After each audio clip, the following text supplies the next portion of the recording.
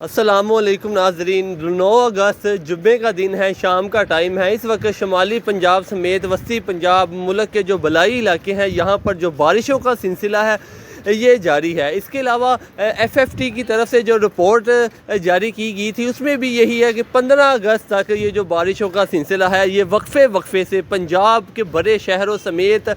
وسطی پنجاب، اس کے علاوہ ملک کے جو بلائی علاقے ہیں، خیبر پختونخوا کے جو شمالی علاقے ہیں یہاں پر، اور سندھ کے جو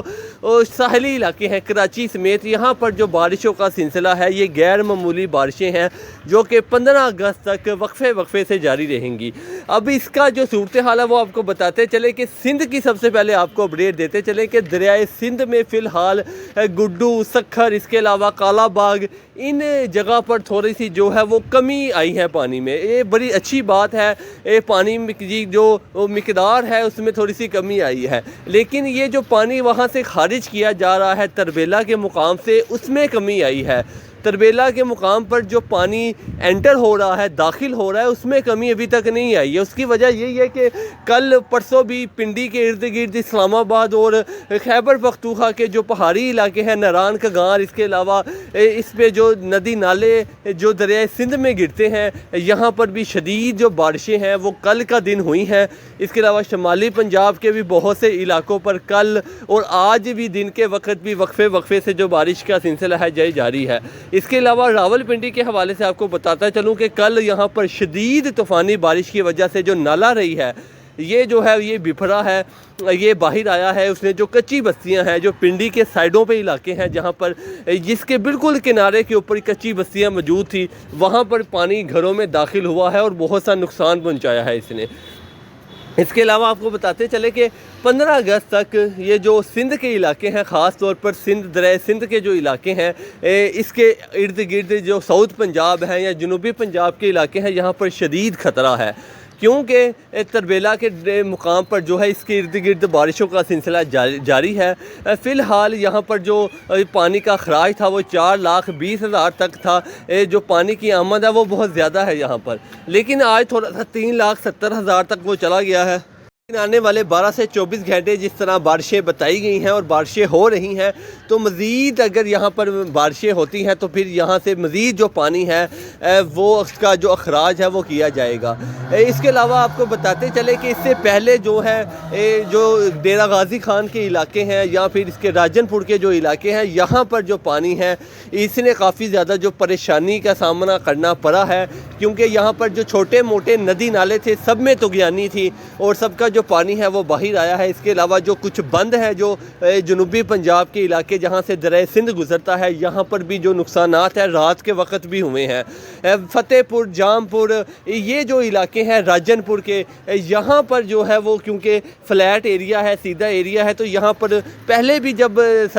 دریائے سندھ میں پانی آتا ہے تو ان علاقوں پر لازمی نقصان ہوتا ہے، کیونکہ یہاں پر جو زمین اور جو دریا ہے وہ بالکل برابر ہو جاتے ہیں اور پانی وہاں سے آسانی سے باہر آ جاتا ہے۔ چھوٹے موٹے جو حفاظتی بند یہاں پہ بنائے گئے تھے وہ بھی کسی کام نہیں آئے۔ اس کے علاوہ یہاں پر جو متاثرین ہیں ان کا یہی کہنا ہے کہ یہاں پر جو ہماری امداد کے لیے کوئی نہیں آیا،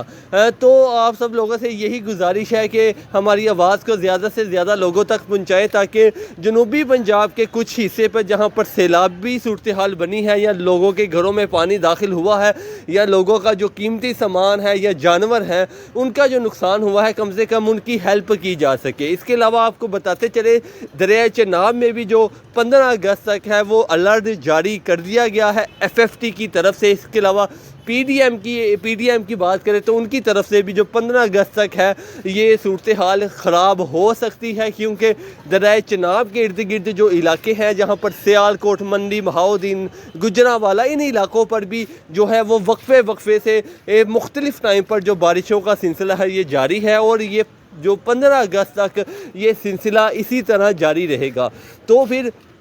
اس کے جو نقصانات ہیں وہ بھی دیکھنے کو ملیں گے۔ اللہ تعالیٰ سے یہی دعا ہے کہ اللہ تعالیٰ یہ جو اگست کا مہینہ ہے یہ خیر خیریت سے گزار دے۔ اس کے علاوہ راوی بالکل نارمل ہے، کوئی صورتحال نہیں خراب نہیں ہے، بالکل نارمل بہ رہا ہے۔ کچھ جو ہے شدرہ کے مقام پر پانی میں اضافہ ہوا ہے، آج ہیڈ بلو کی کے مقام پر بھی تھوڑا سا اضافہ ہوا ہے، لیکن یہ اتنا نہیں ہے کہ کوئی پریشانی کا سبب بن سکے۔ اس کے علاوہ ستلج کے حوالے سے آپ کو بتاتا چلوں کہ ہماچل پردیش میں جو ہے وہ شدید بارشیں جاری ہیں، اور جو